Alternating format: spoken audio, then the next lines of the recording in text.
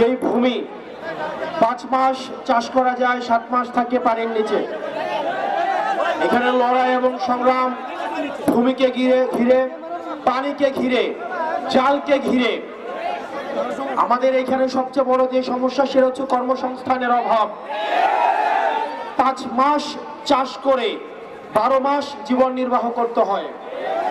আমরা সুনামগঞ্জের লড়াই, সুনামগঞ্জের সংগ্রাম, সুনামগঞ্জের জীবন পদ্ধতি, এই বিষয়গুলো সম্পর্কে আমরা অবগত রয়েছি। রাজা যায় রাজা আসে, সরকার যায় সরকার আসে, কিন্তু সুনামগঞ্জের যে জীবন পদ্ধতি, কর্মপদ্ধতি, মানুষের সুযোগ সুবিধা, সেগুলো আগের মতোই থেকে গিয়েছে।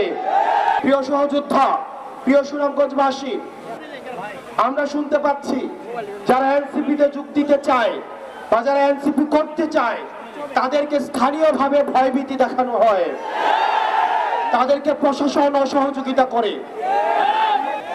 আমরা আপনাদেরকে কথা দিচ্ছি, আমরা সাংগঠনিকভাবে যদি সুদৃঢ় হই, আজকে যে 5টা প্রশাসন রয়েছে, আমরা এই 5টা প্রশাসনকে দেখতে পাচ্ছি তারা তাদের নিরপেক্ষ ভূমিকা মাঝে মাঝে তাদের প্রশ্নবিদ্ধ হচ্ছে।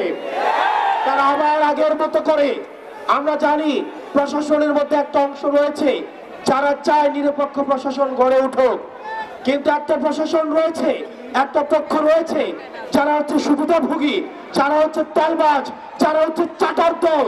তারা সবসময় প্রশাসনকে তারা হচ্ছে বিতর্কিত ভূমিকায় অবতীর্ণ করে। প্রিয় সুনামগঞ্জবাসী, আপনারা স্থানীয়ভাবে সাংগঠনিকভাবে সুসংহত হন।